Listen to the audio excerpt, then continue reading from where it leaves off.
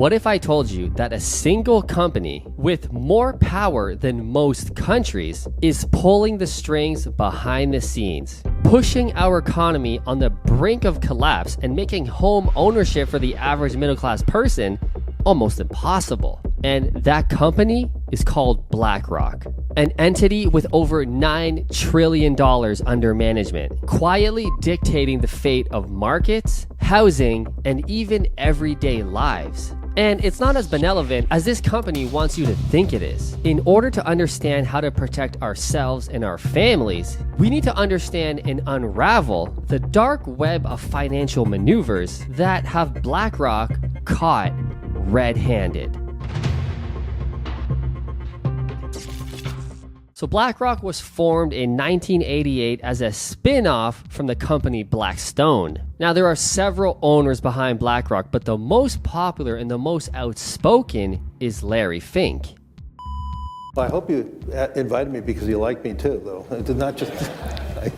Hi, everyone. I spoke at the G7 recently. I did an editorial. We need to find ways of growth, especially in front of an election right now.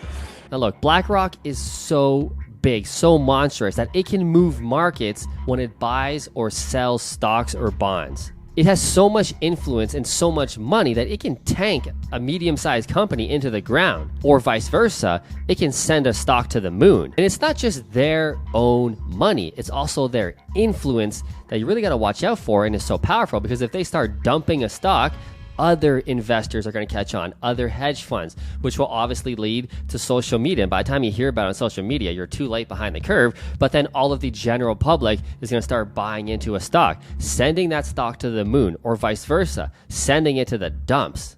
So this is really borderlining on a gray area of SEC violations. See, real basic here, an SEC violation is you can't go on the news or on social media and publicly say, I'm going to go buy this stock and everybody else should. Let's go buy Apple stock. That is not allowed.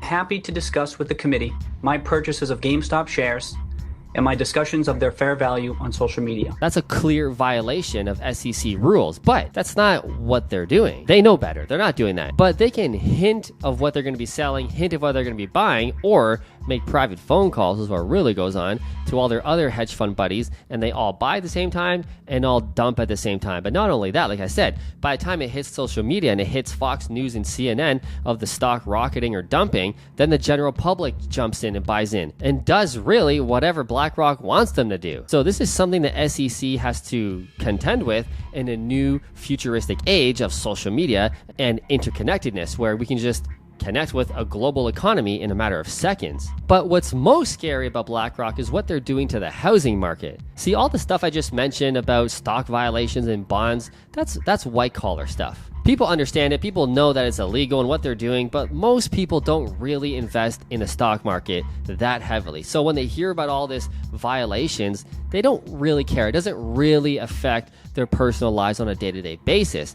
But when BlackRock comes in and starts buying entire neighborhoods, which is literally what they're doing, now you're affecting Main Street. Now you're affecting people's actual lives on a day-to-day basis.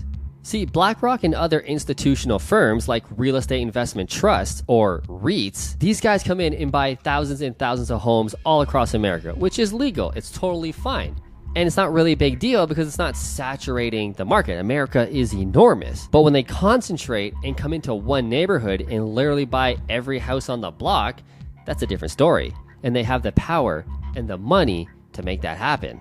Now, I know you might be thinking, well, whatever. Like, again, America is huge. But here's the thing. When they go in, they're not buying like you and I would, where, we're trying to get the best deal we can. If a house is listed for $200,000, we're going to make an offer of $175, $180. We're going to negotiate back and forth a bit. Yeah, BlackRock and these big firms don't have time for that. If they designate an area, a city that they want to invest in because of good economic fundamentals, like what we always talk about on this channel, they're looking at things like GDP growth, job growth, population growth, rental demand, how much is this city going to grow in the next 5 to 10 years? And if they lock eyes on something, they're going to grab it. So if that house, for example, is listed at $200,000 and Joe and Sally are trying to sell their house, they're coming in and offering $210,000, $220,000.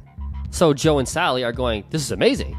This buyer, which they don't know it's BlackRock, obviously, this buyer's coming in and just offered me 220. This is amazing. Of course I'm going to sell. So one by one, the dominoes fall. And before they know it, it's too late. They bought the entire neighborhood. Yeah, so not only houses are for sale, they're going to knock on every single door. Hey, we just bought the house next door. We're going to be demoing all of these houses and building a giant building. You probably don't want to live here. How about we offer you over market value and you sell me your house and get out now? Oh, okay. I don't want to be living in a construction zone for the next 5 years. Okay, fine. Here, I'll sell you my house one by one by one. They do a bunch of tricks like this to pressure sellers to sell. Now, here's the thing that's most damaging about the housing market. Not only are they really increasing values in their neighborhoods, making it out of reach for the locals, because when you sell one house, that sets a comp. That house on the corner sold for 220.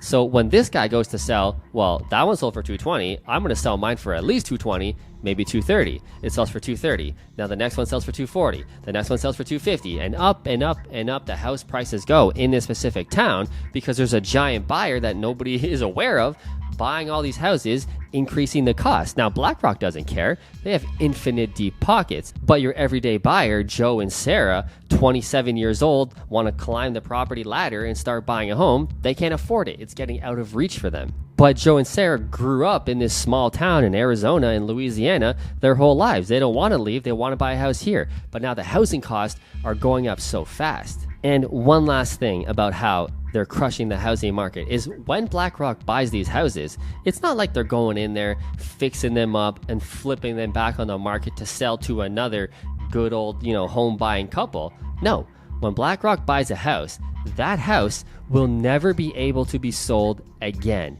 It will never be allowed to be on the market for sale again. That inventory is gone. Why?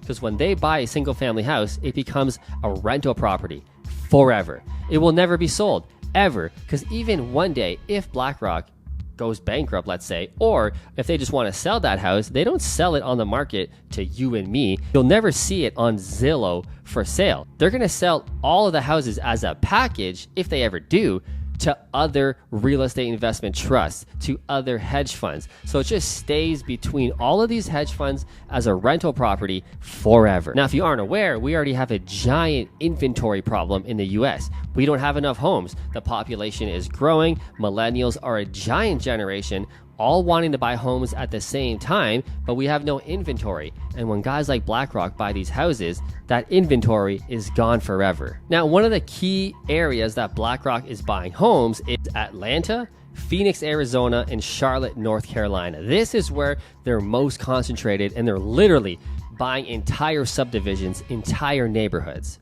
Some estimates have come in that 25% of all of the single family homes sold in these three cities are BlackRock alone. Now, as far as regulations, like I said, we have SEC rules for stocks and bonds, for the financial white-collar markets, if you will. We don't really have SEC-type rules for the housing market, although it's becoming more and more aware. There's more advocates fighting against BlackRock and all of these giant REITs from buying too many single-family homes, but we don't really think that anything's going to get passed. Nothing's been passed yet, and what are you going to do? Stop a company from buying single-family houses that are publicly traded on the market? That's anti-American. It's anti-Constitution. They're in one heck of a problem here if they're trying to fight against BlackRock. It's probably never going to happen. So here's the thing.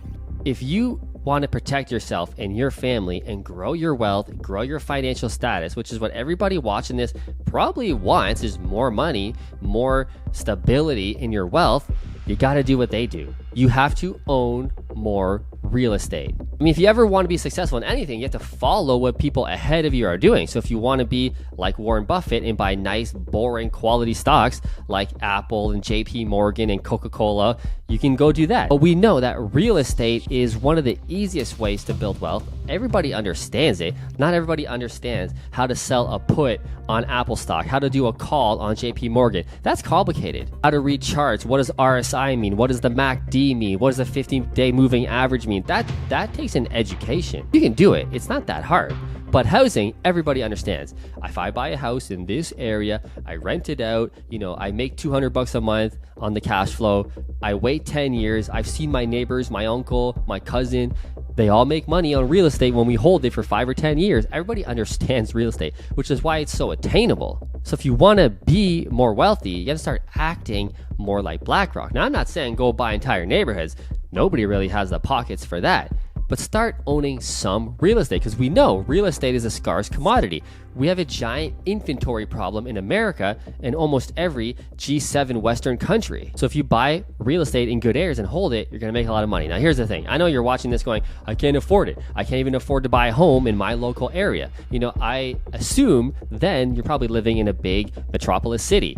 You know, Chicago, San Diego, San Francisco, New York, Miami. I get it. If you're living in those areas because you were born there, your job is there, your family's there, you don't want to leave, I totally understand it. Keep renting in those areas. Start owning real estate in these smaller areas like BlackRock is doing. They're buying in Louisiana, they're buying in Texas, they're buying in Arizona, where houses are 150 to 200 grand. If that's too much for you, you can even buy real estate in Memphis, Tennessee as a rental property. You can buy properties, a single detached home for $80,000. If you can't afford that with 5% down, I don't know, dude. You got bigger problems than that. You definitely got to subscribe to this channel. We got to get you up to a point where you can start buying more real estate and just having more money. But what I'm saying is rent where you live and start owning real estate as a rental property as an investor in these cheaper areas. And if you can't make that happen, like I said, you definitely got to subscribe. Let me know in the comments, what do you think about BlackRock? What do you think with all of the clear violations they're doing, but you know, we can't really slap them for anything yet. What do you think? Let me know. I'll see you in the next video.